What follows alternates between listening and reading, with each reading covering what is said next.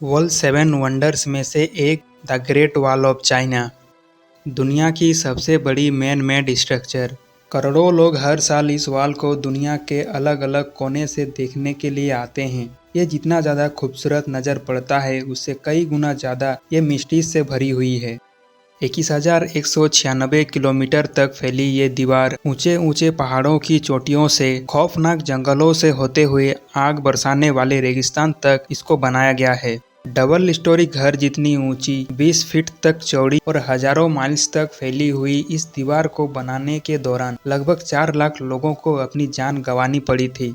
आखिर इतनी बड़ी दीवार की जरूरत क्या थी? कौन थे वो लोग जिन्होंने उस दौर में भी इतनी लंबी दीवार की कंस्ट्रक्शन की और हजारों माइल्स तक फैली हुई यह दीवार अपने अंदर कौन से मिस्ट्रीज छुपाई हुई है? आइए जानते हैं इस वीडियो में। बीजिंग से 100 किलोमीटर दूर जेसेंगलिंग के पहाड़ों से the great wall of China का वो पोर्शन गुजरता है जो बिल्कुल ओरिजिनल हालत में मौजूद है। यानी इस जगह पर यह दीवार अभी तक वैसे ही है जैसा इसको कई सदियों पहले बनाया गया था। सैटेलाइट से ली गई डेटा के मुताबिक जेसेंगलिंग से ये वॉल कई ऊंचे पहाड़ों के ऊपर से होकर गुजरती है और हर 100 मीटर के बाद इस पर बड़े बड़े वॉच टावर्स मौजूद हैं। हर वॉच टावर्स में बड़ी बड़ी खिड़कियां रखी गई है और इनमें कम से कम 50 लोगों के रहने की जगह भी मौजूद है। हिस्टोरियंस का कहना है कि पूरी वॉल में स्टार्टिंग से लेकर एंड तक पूरे 25,000 वॉच टावर्स हैं, जिन्हें मिंग डायनेस्टी के चाइना पर राज करने के दौरान अलग अलग टाइम पीरियड में बनाए गए थे।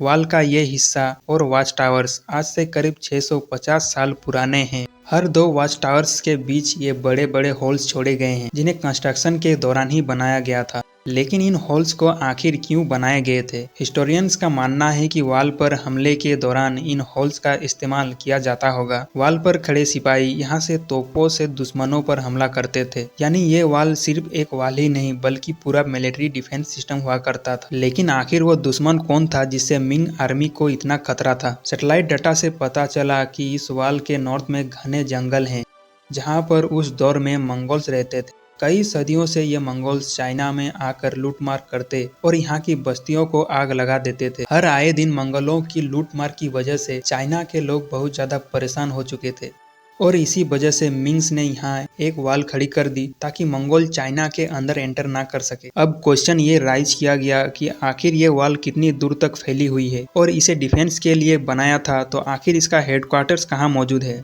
हिस्टोरियंस ने जब सैटेलाइट डाटा से वॉल को ट्रैक किया तो ये वॉल ईस्टर्न चाइना के ऊंचे पहाड़ों से होकर चाइना के गोबी डेजर्ट तक फैली हुई थी। ये पूरी वॉल मिंग डायनेस्टी ने बनाई थी और इसकी लंबाई 8,850 किलोमीटर नोट की गई है। ग्रेट वॉल ऑफ चाइना का एक हिस्सा तो ओशियन में खत्म होता है, जबकि इसका स्टार्टिंग पॉइंट गोबी डेजर्ट में एक बड़े किले से शुरू होता है। ये किला पूरी वॉल पर दिखने वाले वॉच टावर से काफी ज्यादा बड़ा है। हिस्टोरियंस का मानना है शायद यही मिंग आर्मी का हेडक्वार्टर हुआ करता था।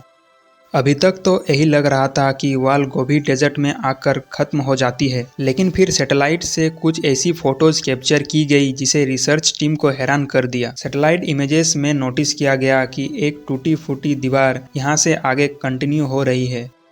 दिखने में यह wall great wall of China से काफी पुरानी लगती है और इसका काफी हिस्सा टाइम के साथ खत्म हो चुका है। किले से मात्र 250 किलोमीटर दूर डेजर्ट के अंदर जब इस दीवार की जांच किया गया तो यह कंफर्म हो गया कि यह वॉल मिंग डायनेस्टी की बनाई गई वॉल से काफी ज्यादा पुरानी है। रिसर्चर्स और आर्कियोलॉजिस्ट को इस पुरानी दीवार के पास कई टूटे हुए एरोहेड भी मिले। कार्बन डेटिंग करने पर मालूम पड़ा कि ये एरोहेड 2200 साल पुराने हैं, यानी मिंग डायनेस्टी से भी 1500 साल पुराने। लेकिन उस समय ना ही चाइना में मिंग डायनेस्टी का राज था और ना ही उस दौर में मंगोल्स हुआ करते थे। तो आखिर यह पुरानी दीवार किसने और क्यों बनाई थी? इस पुरानी दीवार के पास आर्कियोलॉजिस्ट को लकड़ी के कुछ टुकड़े भी मिले जिन पर चाइनीज लैंग्वेज में कुछ लिखा हुआ था। रेगिस्तान की रेत के अंदर घुसे हुए ये लकड़ी के टुकड़े 2000 साल से भी ज्यादा पुराने थे, जो काफी अच्छी तरह से प्रिजर्व थे और इनकी लिखाई पूरी तरह से पढ़ी भी जा सकती थी। जब चाइनीज एक्सपर्ट को ये पढ़ाया गया तो मालूम पड़ा कि ये लकड़ी के टुकड़े किसी मिलिट्री कमांडर के थे, जिस पर कुछ इंस्ट्रक्शन लिखी हुई थी। इन पर लिखा हुआ था कि जब हंस हमले के लिए आए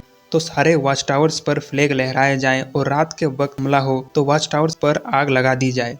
हंस 2200 साल पहले इन इलाकों में राज करते थे और इनके वॉरियर्स मंगोल से भी ज्यादा खतरनाक हुआ करते थे। ये सब मालूम पड़ने के बाद ही एक्सपर्ट्स और रिसर्चर्स को आइडिया हुआ ये स्ट्रक्चर्स असल में 2000 साल पुराने वॉच टावर्स थे जो उस दौर में भी आपस में कनेक्टेड थे। पुरानी वॉल के साथ साथ रिसर्चर्स को कुछ ऐसे एविडेंस भी मिले जिनसे साबित हुआ कि ये वॉल सिर्फ बॉर्डर को प्रोटेक्ट करने के लिए नहीं बल्कि सिल्क रूट को भी प्रोटेक्ट करने के लिए बनाई गई थी। सिल्क रूट उस जमाने में ट्रेड के लिए इस्तेमाल किया जाता था जो चाइना को ईस्टर्न और वेस्टर्न कंट्रीज से लिंक करता था। इस रूट से ज्यादातर सिल्क की ट्रेड हुआ करती थी, इसी वजह से इसका नाम सिल्क रूट रखा गया था। चाइना के लिए ये रूट बहुत ज्यादा इम्पोर्टेंट था क्योंकि चाइना की इकोनॉमी इसी सिल्क रूट पर डिपेंड हुआ करती थी। हिस्टोरियंस के मुताबिक इस पुरानी वॉल की लंबाई 12,000 किलोमीटर है जो मिंग डायनेस्टी की बनाई गई वॉल से भी काफी ज्यादा बड़ी है। अगर चाइना की सभी वॉल्स को जोड़ दिया जाए तो इनकी लंबाई 21,000 किलोमीटर तक बनती है। आपको ये भी बताते चलें कि सिर्फ मिंग डायनेस्टी की वॉल को बनाने में करीब 4 लाख लोग अपनी जान खो बैठे थे। एक नई रिपोर्ट के मुताबिक द ग्रेट वॉल का करीब 50% हिस्सा समय के साथ टूटकर गायब हो चुका है। उम्मीद है ये वीडियो आपको अच्छी लगी होगी। एक नए टॉपिक के साथ मिलते हैं अगली वीडियो में।